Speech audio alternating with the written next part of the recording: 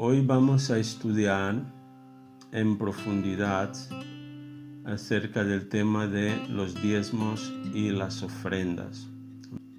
Los diezmos y las ofrendas, aunque hay muchas opiniones respecto a estos dos temas, es importante que nosotros sepamos que los diezmos y las ofrendas son un programa de Dios, en primer lugar, para bendecir la iglesia, bendecir su casa, y en segundo lugar, para bendecir a los santos, a los creyentes, que somos nosotros. ¿Ven? Y como en toda la palabra de Dios existen principios que nos ayudan, o sea, principios o leyes que si nosotros las ponemos en práctica, funcionan. Amén. Y toda ley de Dios, para que se pueda manifestar en nuestras vidas, está sujeto a un principio que es el principio de la obediencia. Amén. Obedecer es escuchar y poner en práctica la voluntad de Dios. Entonces, hoy hablaremos sobre dos puntos importantes que son, en primer lugar, la voluntad de Dios es que todos prosperen. Dios quiere que todas las personas prosperen. Y mucho más nosotros como sus hijos, como ciudadanos del reino de Dios. Y en el punto número 2 veremos algunas leyes de prosperidad, o sea, leyes que si nosotros aplicamos, traen prosperidad a nuestras vidas. La palabra prosperidad significa progresar, adelantar, mejorar y florecer. Amén. Esas leyes son súper importantes para todos y cada uno de nosotros. Amén.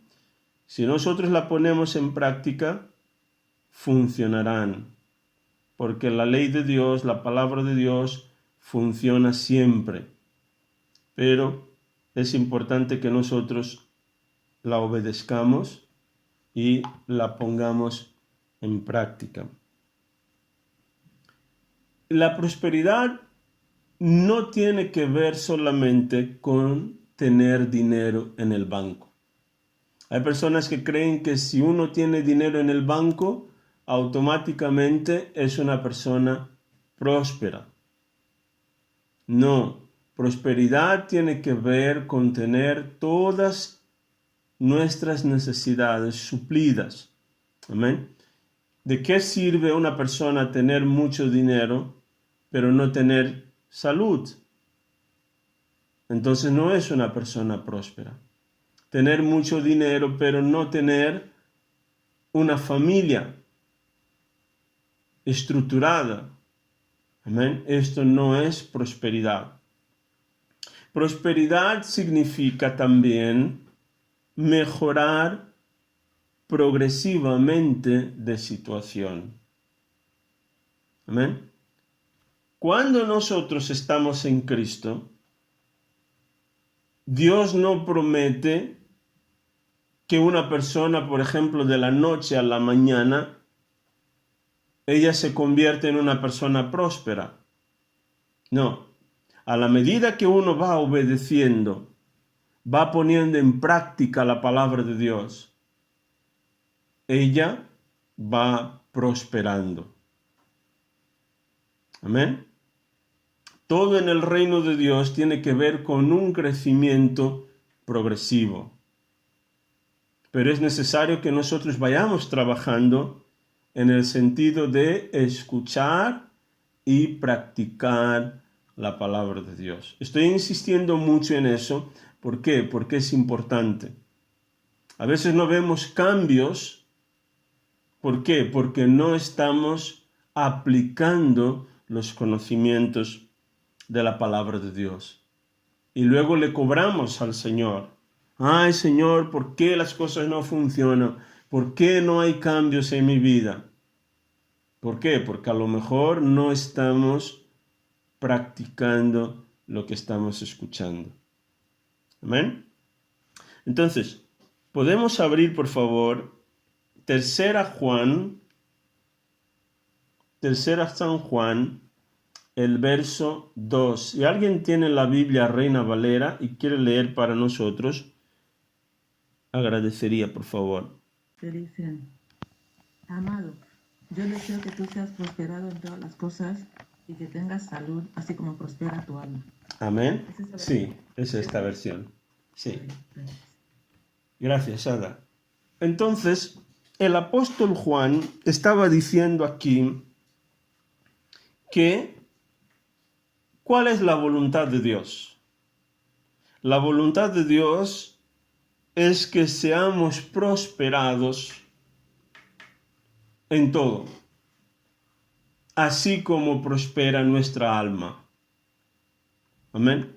Cuando venimos a Cristo, la idea de Dios no es que materialmente nosotros prosperemos, pero espiritualmente o en nuestro carácter no haya ningún desarrollo, no haya ningún avance. No, Dios quiere que, en primer lugar, Él quiere que nuestro carácter, todo nuestro ser empieza a cambiar, a prosperar.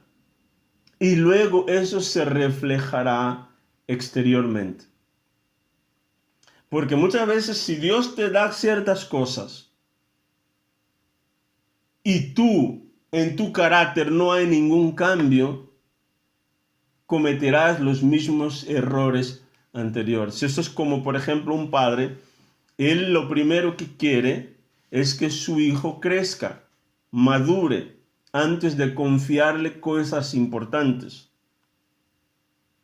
Por eso, por ejemplo, no dejan que cojas el coche antes de tener el carnet y hay una mayor de edad para poder tener el carnet, etc. El carnet de conducir y otras cosas, ¿no? Poder asumir ciertas responsabilidades. Lo mismo ocurre con Dios. Amén. Pero la voluntad de Dios es que nosotros vayamos creciendo, vayamos prosperando. Esa es la voluntad de Dios, esta es la idea de Dios. Amén. Además, la palabra de Dios dice que Jesús, Él se hizo pobre para que nosotros pudiéramos enriquecer. A veces cuando hablamos de riqueza, miramos como algo muy lejano. No, los demás sí que pueden ser ricos, pero yo no. ¿Vale? Ellos sí, porque ellos pueden, o a lo mejor han nacido en una familia privilegiada, etc. Pero Dios quiere que sea rico. Amén. No tengas miedo de usar esta palabra, rico. Riqueza significa tener un suplimiento abundante. Amén. Dios, Él no quiere que tengas solo poquito. Amén. O solo, por ejemplo, para pagar el alquiler este mes. Y el mes siguiente estar ahí a duras penas, mirando a ver cómo lo voy a hacer. Dios, Él quiere que tengamos más que suficiente. Esa es la voluntad de Dios.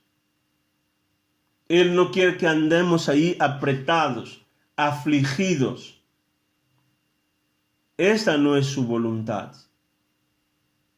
Entonces tenemos que cambiar, en primer lugar, la forma en cómo nosotros pensamos acerca de Dios y acerca de su voluntad para nosotros.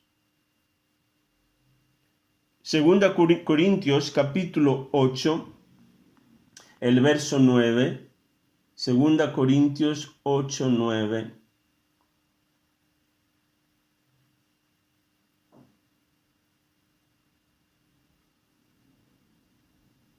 Segunda Corintios capítulo 8, el verso 9, dice así. No sé si ya lo tenéis. Dice, ustedes conocen la gracia generosa de nuestro Señor Jesucristo. Aunque era rico, por amor a ustedes se hizo pobre, para que mediante su pobreza pudiera hacerlos ricos. Algunas personas leen este versículo y dicen, no, pastor, es que no has entendido. Está hablando acerca de ser rico espiritualmente. No. El apóstol Pablo está hablando acerca de riqueza material. Jesús, siendo rey, él se despojó de su gloria. Él dejó su trono en el cielo, dejó su esplendor, toda la riqueza. Amén. La Biblia dice que las calles en el cielo son de oro. Entonces, esto no nos habla de pobreza. Amén. Si aquí en este mundo la gente mata por un cordón de oro, por un anillo, por una pulsera, tú imagínate, por ejemplo, en el cielo, donde las calles son de oro. Eso no habla de pobreza. Entonces Jesús dejó toda esta riqueza, vino a este mundo, y aparentemente en este mundo él era pobre. ¿Por qué? Porque no se compara con lo que hay en el cielo. Él vino a vivir como cada uno de nosotros. Amén. Normalmente un pobre no necesita un contable. Los pobres no necesitan un contable. La gente que tiene un contable es porque es una persona que tiene dinero. Además, la palabra dice que Jesús anduvo ayudando a los pobres. Entonces, Él dejó todo, se hizo pobre, ¿para qué? Para que usted y yo fuéramos hechos ricos. Amén. Que no tuviéramos la necesidad de preocuparnos por nada. Que viviéramos una vida con más que suficiente. Gálatas capítulo 3, verso 13. ¿Alguien quiere leer para nosotros? Gálatas 3, 13. La pobreza es una maldición. Es importante que entendamos y sepamos eso. Pobreza es una maldición. Gálatas 3, 13.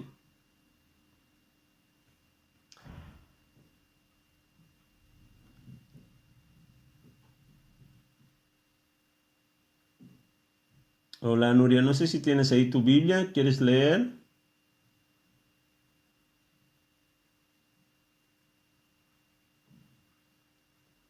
Yo si quieres.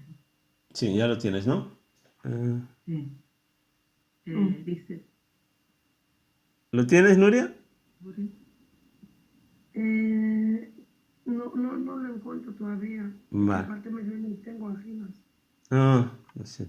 Vale, lo va a leer Sade entonces, ¿vale? Gracias. Vale, gracias.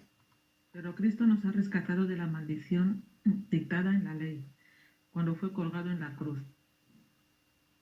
Perdón, voy a empezar de nuevo. Ujú. Pero Cristo nos ha rescatado de la maldición dictada en la ley. Cuando fue colgado en la cruz, cargó sobre sí la maldición de nuestras fechorías. Pues está escrito, maldito todo el que es colgado en un madero. Amén. Amén. Dice que Cristo se hizo maldición por nosotros. Dice que Él nos ha rescatado de la maldición de la ley. En la ley habían ciertas maldiciones a causa de la desobediencia. Todo aquel que andase o anduviera en rebelión en contra de la palabra de Dios, de la ley de Dios, esta persona caía en maldición. Y una de las maldiciones tiene que ver con la pobreza, tiene que ver con las cosas ir en mal para esta persona, de mal en peor. Pero dice que Cristo, Él nos ha rescatado, o sea, nos ha sacado, nos ha quitado de la maldición, nos ha arrancado con fuerza bajo la maldición. Y Él llevó toda la maldición de la pobreza, de la enfermedad, de la dolencia, de todo lo malo. Él llevó sobre su propio cuerpo. Él se hizo maldición por nosotros. Por eso hoy en día nosotros no necesitamos o no deberíamos aceptar la maldición en nuestras vidas. ¿Por qué? Porque Cristo ha pagado ya por toda la maldición. En cambio, Él nos ha dado las bendiciones de Abraham. ¿Puedes leer también el verso 14, por favor, Sano? Mediante Cristo Jesús, Dios bendijo a los gentiles con la misma bendición que le prometió a Abraham, a fin de que los creyentes pudiéramos recibir por medio de la fe al Espíritu Santo prometido. Amén. Entonces, nosotros ya no estamos bajo maldición.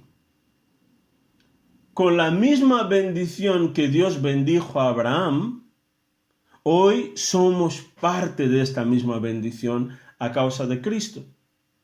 Cuando Dios bendijo a Abraham, Dios le dijo, serás fructífero, serás el padre de una gran multitud. De ti nacerán reyes, príncipes, etc. Y además la Biblia dice que Abraham era rico, era extremadamente rico en todo. Entonces, la misma bendición que estaba sobre la vida de Abraham, esta misma bendición está sobre nuestras vidas. Pero hay una cosa que nosotros tenemos que entender como hijos de Dios. Dios te quiere bendecir, te quiere prosperar, te quiere hacer rico, no para que puedas lardear de ello y decir, mira, qué bien, ahora soy rico, ahora voy a montar mi reino, ¿vale? Y voy a vivir mi vida. No, cuando Dios nos hace ricos, cuando Dios nos hace prósperos, es para un propósito. ¿Cuál es este propósito? Edificar su reino. Dios bendijo a Abraham con un propósito. Era que de él naciera una generación que pudiera evangelizar al mundo. Abraham, el pueblo de Israel, fue elegido por Dios con el propósito primordial de que a través de la nación de Israel todo el mundo pudiera conocer y saber que hay un Dios y su nombre es Jehová. Amén. No era para que los israelitas pudieran decir, mira qué bien, qué ricos somos, qué poderosos, qué prósperos, wow, gloria a Dios. Este no era el propósito de Dios. esa misma bendición, ese mismo propósito que Dios usó a Abraham, al pueblo de Israel, nosotros que somos los gentiles, que la Biblia habla aquí, a través de Cristo, estamos unidos al pueblo de Israel con esta misma misión, que es evangelizar a todo el mundo. Así como Jesús prometió enviar al Espíritu Santo a los apóstoles, este mismo Espíritu Santo es para nosotros. Al estar unidos a Cristo, ese mismo Espíritu Santo es para nosotros. Amén. Porque Él nos da, ¿para qué? Para poder evangelizar al mundo. Amén. Entonces, aquí podemos ver algunas bendiciones de Abraham. Amén. Hoy no veremos las maldiciones, pero las bendiciones a causa de la obediencia. Amén. Cuando somos obedientes a la palabra de Dios, dice que esas bendiciones vienen sobre nuestras vidas. Deuteronomio capítulo 28, del verso 1 al 14. Deuteronomios 28, del 1 al 14.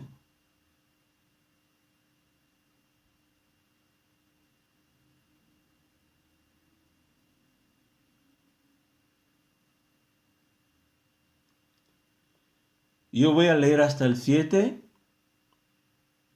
y alguien me ayuda a leer del 7 al 14. Amén.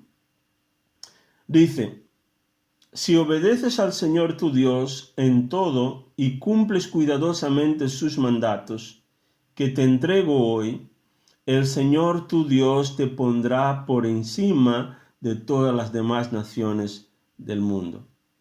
Si obedeces al Señor tu Dios, recibirás las siguientes bendiciones. Tus ciudades y tus campos serán benditos. Tus hijos y tus cosechas serán benditos. Las crías de tus rebaños y manadas serán benditas. Tus canastas de fruta y tus paneras serán benditas. Vayas donde vayas y en todo lo que hagas serás bendito. El verso 7. El Señor vencerá a tus enemigos cuando te ataquen. Saldrán a atacarte de una sola dirección, pero se dispersarán por 7. Amén. ¿Quieres seguir, Sana? Somos los únicos dos que estamos en condiciones de leer. Vale.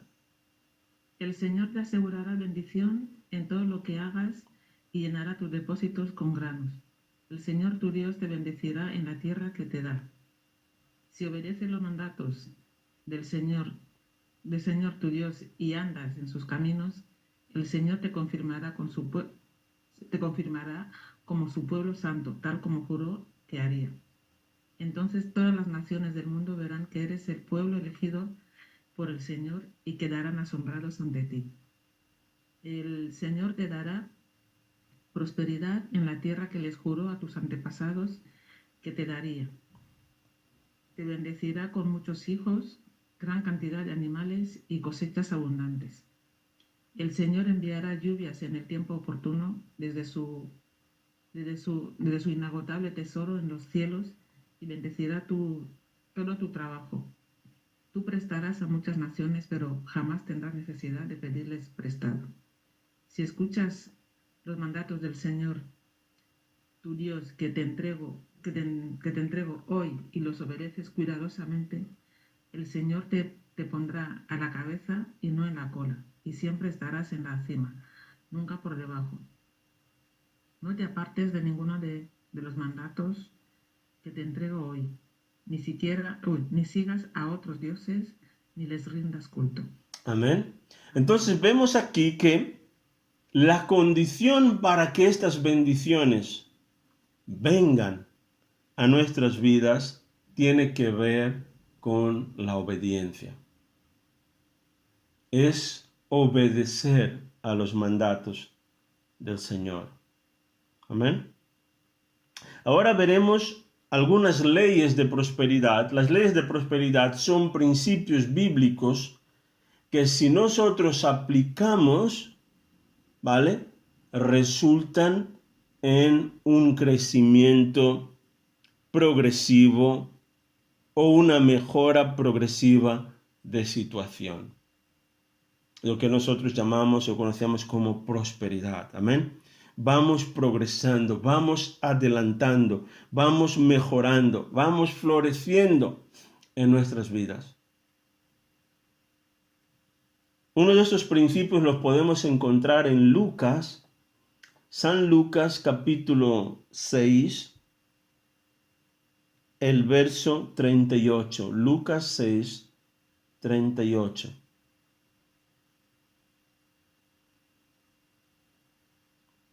Lucas capítulo 6, verso 38 dice: Den y recibirán. Lo que den a otros les será devuelto por completo, apretado, sacudido, para que haya lugar para más, desbordante y derramado sobre el regazo. La cantidad que den determinará la cantidad que recibirán a cambio. Amén. Este es un principio bíblico que si nosotros lo aplicamos, funciona. En todo lo que nosotros demos, dice la palabra que lo recibiremos de vuelta.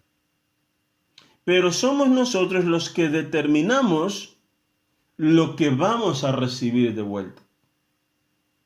No es Dios el que pone la medida, sino que somos nosotros los que ponemos la medida. Amén. A lo mejor decimos, pero yo estoy recibiendo pocas visitas, porque a lo mejor estás visitando poco. Amén. Yo doy al Señor, pero no estoy recibiendo. Solo recibirás la medida que des, o no recibirás si no das. No es Dios el que pone la medida, somos nosotros. Amén. Dios es justo. Y este ejemplo yo lo he probado una vez, por ejemplo, poner en un recipiente, ¿no?, en un bol o así, azúcar o arroz o lo que sea, ¿vale? Pones, lo llenas.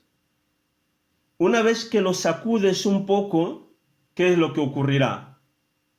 Se bajará y habrá espacio para más. Amén. Está hablando de esta manera, que Dios te bendecirá de esta manera. Amén. Dice que desbordante y derramado sobre el regazo. O sea que Él quiere dar mucho. Dios, Él no nos quiere dar solo un poco. Él quiere dar mucho. Amén. Pero nosotros ponemos la medida. Otro de los principios o la ley de prosperidad que ha sido instituida por Dios son los diezmos. Los diezmos, conforme dice Malaquías capítulo 3, el verso 10 y el 11, amén. El profeta Malaquías, él estaba hablando para el pueblo de Israel, porque en aquella época, en esta misma circunstancia, Malaquías capítulo 3, verso 10 y el 11, dice: traigan todos los diezmos al depósito del templo para que haya suficiente comida en mi casa. Si lo hacen, dice el Señor de los ejércitos celestiales, les abriré las ventanas de los cielos, derramaré una bendición tan grande que no tendrán suficiente espacio para guardarlo o para guardarla. Inténtenlo, pónganme a prueba. Es el único versículo donde Dios le pide a su pueblo, ¿para qué? Para que le pongan a prueba. Dice que cuando damos los diezmos, Dios abre las ventanas de los cielos y Él derrama bendición. En los versículos anteriores dice que el pueblo tenía la casa de Dios abandonada.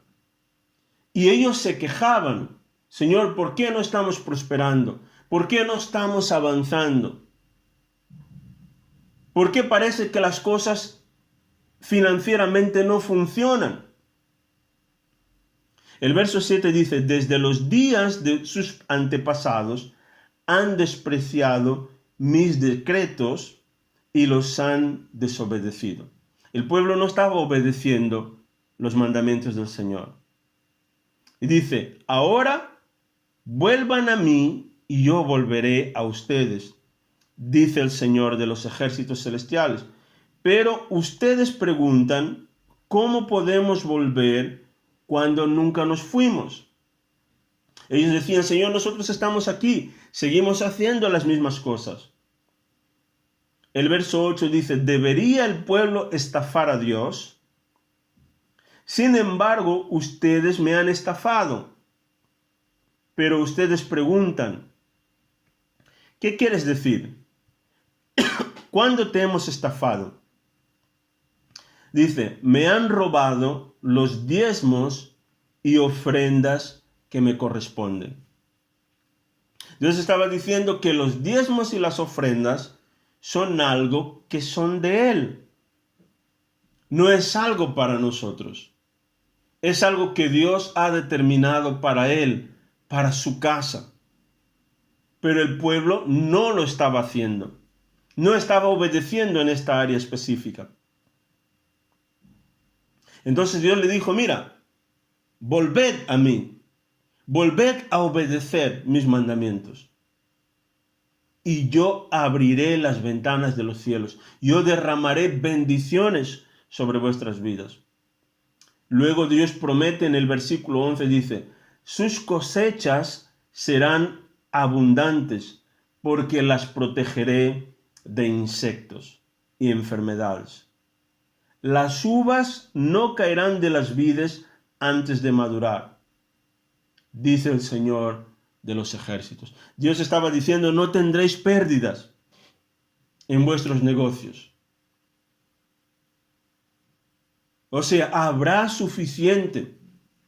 Dios, Él promete proteger nuestra economía, nuestros bienes, cuando somos fieles en los diezmos y las ofrendas. Amén. ¿Cuán importante es esto para nosotros hoy también? Porque Dios, Él nos bendice. Lo único que Dios pide son los diezmos. ¿Qué es el diezmo? Es el 10% de lo que Él nos da. Amén. Y Él nos da la responsabilidad de que nosotros podamos administrar 90%. Y Él dice que Él protege los 90%. Pero si nosotros no somos fieles en el 10%, ¿cómo vamos a poder administrar 90%? Amén. Se supone que todo es de Dios. Entonces, lo único que Él nos pide es el 10%. Y Él nos da 90% para administrar. Si nosotros no administramos bien lo que le corresponde a Dios, acabamos perdiendo hasta los 90%. ¿Amén? Entonces es importante que nosotros administremos bien aquello que Dios nos confía. Amén. Entonces, ¿dónde damos los diezmos? Normalmente los diezmos nosotros tenemos que dar allí donde somos alimentados espiritualmente.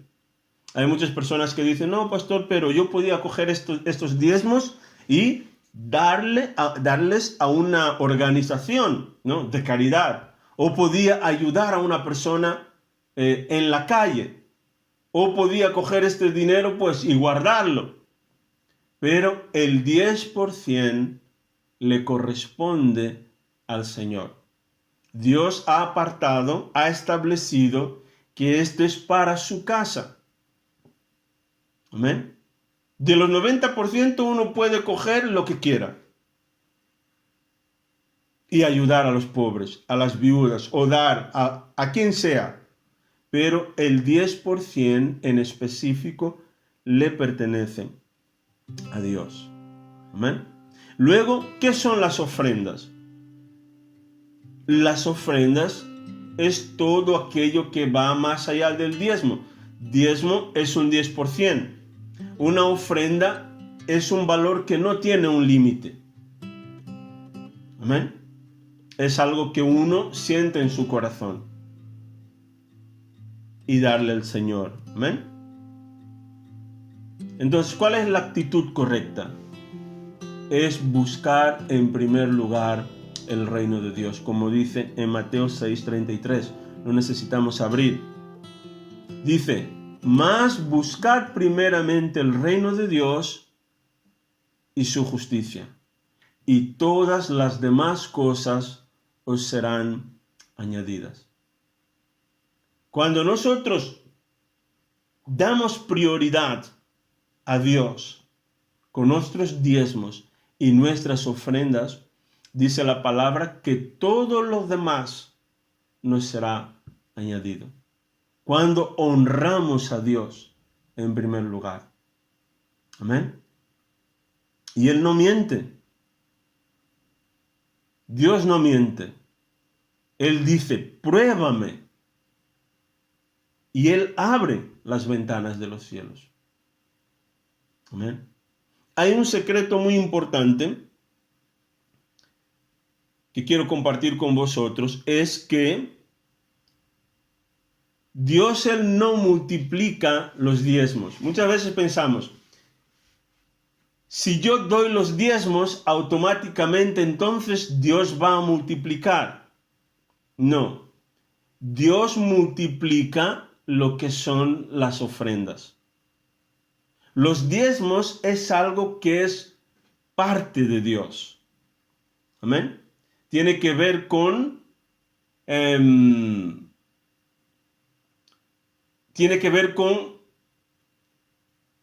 por ejemplo, hubo una vez que yo le pregunté, yo quería comprarme un seguro, ¿vale? Quería comprarme un seguro porque tenía una cierta preocupación, ¿no? Por un asunto, ¿vale? Quería hacer un trabajo y quería ponerme un seguro, por si acaso, ¿no? Si me pasara algo, tener ese seguro. Pero claro, en su momento mi economía iba muy limitada, ¿vale? Y entonces yo estaba ahí entre compro el seguro o doy los diezmos, y oré al Señor, le pregunté, Señor, ¿qué hago en este caso? Y el Señor me dijo, el mejor seguro que tú puedas tener son tus diezmos y tus ofrendas. Cuando tú das los diezmos, automáticamente, ¿qué es lo que el Señor dice? No solo que Él abre las ventanas de los cielos, sino que Él protege lo que tú tienes. Luego no vendrán estos gastos extras, estas averías inesperadas. Amén. Claro que cuando, por ejemplo, si un electrodoméstico ya está viejo, ¿no? Tiene un tiempo, ¿vale? De caducidad, que luego hay que cambiarlo. Pero a veces vienen estos gastos extras, ¿vale? Estas averías inesperadas. ¿Es por qué? Porque el enemigo muchas veces, ¿qué es lo que hace?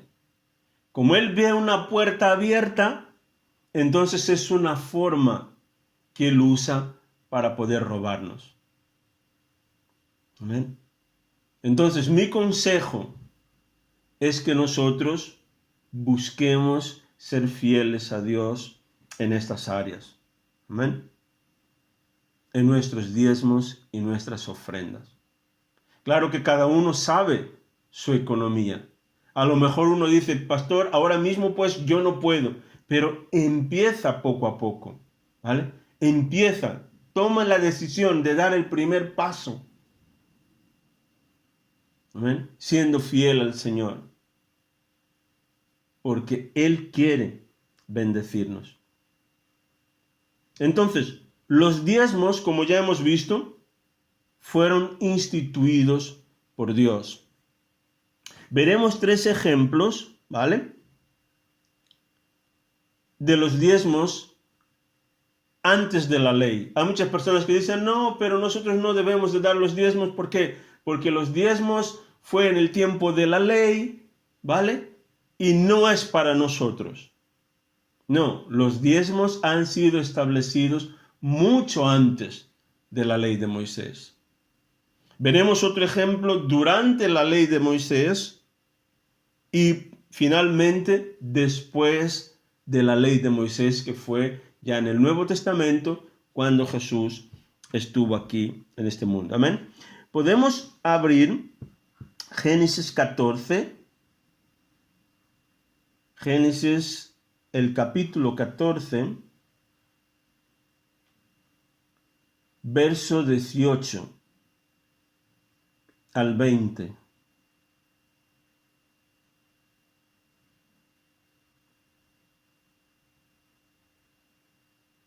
Dice así: y Melquisedec, rey de Salem y sacerdote del Dios Altísimo, le llevó pan y vino a Abraham. Melquisedec bendijo a Abraham con la siguiente bendición: bendito sea Abraham por Dios Altísimo, creador de los cielos y la tierra. Bendito sea Dios Altísimo que derrotó a tus enemigos por ti. Luego Abraham dio a Melquisedec una 10ª parte de todos los bienes que había recuperado. Melquisedec, el rey de Salem, Salem significa paz, él era el rey en Jerusalén. Dice que cuando Abraham volvió de la guerra, ¿vale? Porque Melquisedec representaba un sacerdote, el mismo sacerdocio de nuestro Señor Jesucristo, ¿vale? Por eso los diezmos siempre los tenemos que traer al sacerdote, que es la autoridad de Dios, ¿vale? Aquel que representa a Dios. Dice que ellos tomaron pan y vino y Melquisedec bendijo a Abraham. Dice que Abraham le dio el 10% de todo lo que había recuperado en la guerra. Amén. Así que Abraham ya practicaba la ley del diezmo. Dice que su hijo Jacob también lo practicaba. Después del sueño que él tuvo con el Señor, él dijo, mira, Señor, si tú me bendices, de todo lo que me dieres, yo apartaré el 10% para ti. ¿Eh? Durante la ley podemos ver 2 Crónicas 31:4.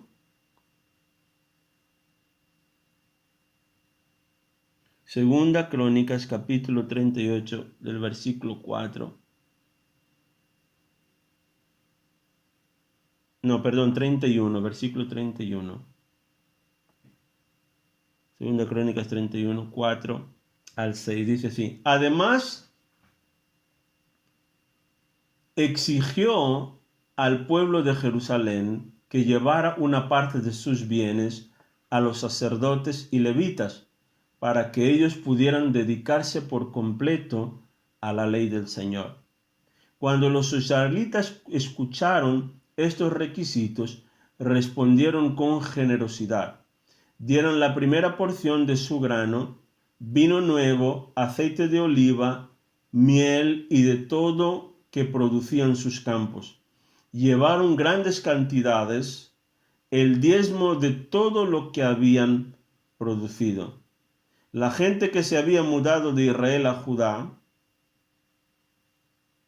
y la gente de Judá llevaron el diezmo de su ganado, de sus ovejas y de sus cabras, y el diezmo de las cosas que habían dedicado al Señor su Dios, y las apilaron en grandes montones. Amén. Sada, ¿has levantado la mano? ¿Cuál es el pasaje? Segunda Crónicas, verso 31, capítulo 31, del verso 4 al 6. Vale. ¿Vale? 31, 4, 6. Sí. Entonces, cuando Moisés habló acerca del sacerdocio, amén, sobre la casa del Señor, dice que todo el pueblo se movilizó.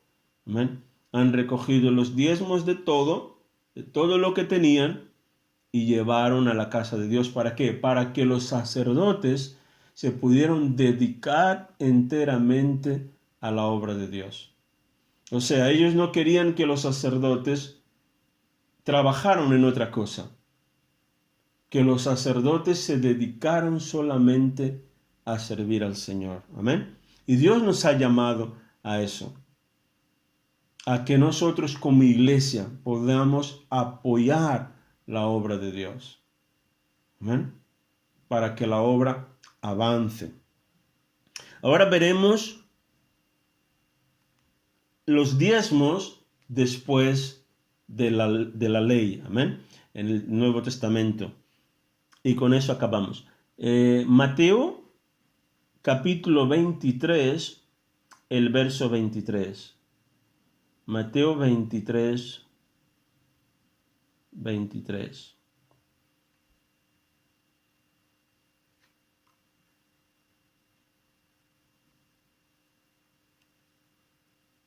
Dice, ¿qué aflicción les espera, maestros de la ley religiosa y fariseos, hipócritas? Pues se cuidan de dar el diezmo sobre el más mínimo ingreso de sus jardines de hierbas, pero pasan por alto los aspectos más importantes de la ley: la justicia, la misericordia y la fe. Es cierto que deben diezmar, pero sin descuidar las cosas más importantes. ¿Amén? Estos fariseos, estos religiosos, eran personas que tenían grandes jardines. Ellos plantaban especias, ¿vale?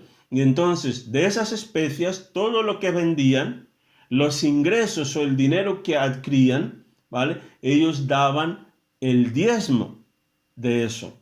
Pero ellos pasaban por alto algo más importante, que era la justicia, la misericordia y la fe. O sea, ellos no obedecían a Dios en lo más mínimo. Ellos hacían lo que les parecía, ¿vale? Eran muy fieles en cuanto a dar diezmos, en cuanto a cumplir con estos rituales, ¿no? Pero en cuanto a la gente, amar a las personas, cuidar a las personas, no eran así tan meticulosos, ¿no? No seguían tan a rajatabla. Y Jesús les llamó hipócritas. Jesús dijo, sí que es importante el que diezmáis, ¿vale? El que deis los diezmos. Pero algo más importante que eso es la fe, amén, seguir los mandamientos de Dios, obedecer, y el amor, la misericordia, amén, y la fe, amén, la justicia, practicar la justicia. Eso es súper importante. Practicar la justicia significa estar alineados con Dios, con la palabra de Dios.